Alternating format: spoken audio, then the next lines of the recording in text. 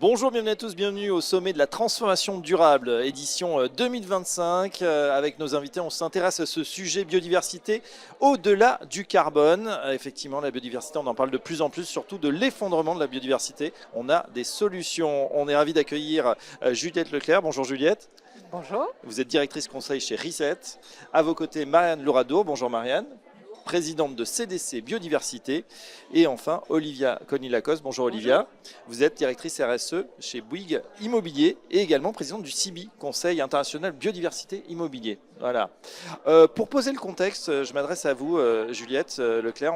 On démarre. Où on en est de cette biodiversité? C'est vrai que c'est un petit peu anxiogène de se dire que c'est en train de s'effondrer malgré les efforts répétés de beaucoup d'organismes. Alors, effectivement, ça peut être un peu anxiogène. On est dans la 6e extinction de masse. 85% des zones humides ont disparu. 1 million d'espèces sont menacées sur la planète. Et il faut quand même avoir en tête que 50% du PIB mondial, à peu près, repose sur des ressources, naturelles et sur ce que nous apporte le vivant. Donc, il est certain que si le vivant s'effondre, un gros pan de l'économie s'effondre, beaucoup d'activités sont condamnées dans tous les secteurs. Aujourd'hui, on voit les entreprises, quelles qu'elles soient, que ce soit l'agroalimentaire qui était très proche et qui a vu cet effondrement de la biodiversité de manière très claire et nette, ou des secteurs qui sont peut-être plus lointains. Je pense que mes collègues y reviendront, et notamment Olivia sur le bâtiment, mais également le textile, la cosmétique. Tout le monde est touché. Le côté peut-être positif, c'est que les entreprises vont s'en emparer. On va faire en sorte d'aller au-delà du carbone. Effectivement, ça y est, on a tiré la sonnette d'alarme, on a l'impression, mais est-ce que les entreprises s'en emparent suffisamment aujourd'hui de ce sujet? On fait tout pour qu'elles s'en emparent. On met en place des éléments pour qu'elles puissent s'en emparer. Je pense que Marianne va revenir sur la mesure et sur la façon dont elles peuvent s'en emparer. Et en tout cas, on fait tous en sorte pour que ce soit un sujet et d'avoir une approche systémique qui soit au-delà du carbone et donc qui englobe cette notion de biodiversité et de vivant. Voilà, c'est très longtemps, on s'est focalisé sur cette mesure carbone, effectivement, les émissions de gaz à effet de serre. On voit qu'il y a des effets effectivement sur la biodiversité. Alors justement, Marianne Louradour, présidente de CDC Biodiversité, comment on fait aujourd'hui? Où est-ce qu'on en est? Est-ce que les entreprises ont pris la mesure de cette urgence finalement? Oui, je crois que la prise de conscience collective est en train de se faire. Maintenant, pour permettre l'engagement dans l'entreprise, il faut reprendre les schémas qui ont été trouvés d'ailleurs pour le climat. On n'a pas sauvé encore le climat, loin s'en faut. On est en train de revoir la trajectoire. Mais en tous les cas, on a une métrique, c'est la tonne équivalent carbone. Et on a une mesure, c'est le bilan carbone. Et on a une trajectoire qui a été tracée aux accords de Paris, qui était de limiter le réchauffement à 1,5 degré.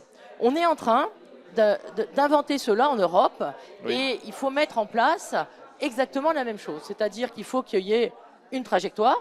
Ça a été fait à la COP 15 de Kunming-Montréal et donc il y a une trajectoire, zéro perte nette en 2030 et on régénère ensuite, on restaure la nature jusqu'en 2050. Ça, c'est la trajectoire. Si on a une trajectoire, il faut une métrique.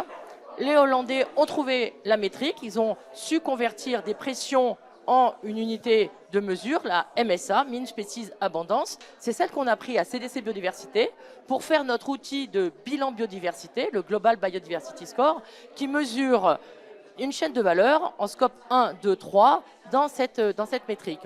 Et ce modèle-là, on a voulu qu'on ait confiance en lui, donc on l'a mis en open source, on l'a documenté, il a fait l'objet d'une revue scientifique, d'une revue par les pairs, d'une revue critique par l'OFB, et donc il est disponible. Alors il est disponible, il est diffusé, est-ce que les entreprises s'en emparent? Est-ce qu'il est utilisé? Il est utilisé. En fait, ce qu'il faut maintenant, c'est que tout le monde fasse, comme on fait son bilan carbone, son bilan biodiversité, pour pouvoir se dire, sur un pays, je suis dans la trajectoire, sur un secteur, je suis dans la trajectoire, pour une entreprise, je suis dans la trajectoire. Et donc maintenant, c'est au collectif de s'emparer de ce sujet pour pouvoir prouver qu'on est sur la bonne ligne pour restaurer la biodiversité dont Juliette disait que son effondrement menace tout simplement nos sociétés économiques aujourd'hui. L'ensemble de nos activités, sachant qu'en plus il n'y a pas forcément de sanctions pour l'instant. Dans un monde justement avec un président Trump qui bat en brèche un petit peu ces idées de transition, qui est même on peut dire écolo-sceptique, comment on fait fonctionnellement, pratiquement, Olivia Conny-Lacoste, pour justement avancer sur ces sujets? Alors je pense que c'est très important, on parlait de mesures, c'est très important dans le secteur de l'immobilier de parler avec le langage du secteur pour faire avancer et pour conduire le changement sur ces sujets-là. Chez Bouygues Immobilier, on va de plus en plus vers la régénération de friches, ce qui est déjà une manière de lutter contre la perte de biodiversité. On a cette année 35% de nos surfaces qui ramènent de la nature en ville. C'est-à-dire qu'au-delà de construire, on va ramener de la nature en ville sur certains grands projets de rénovation urbaine.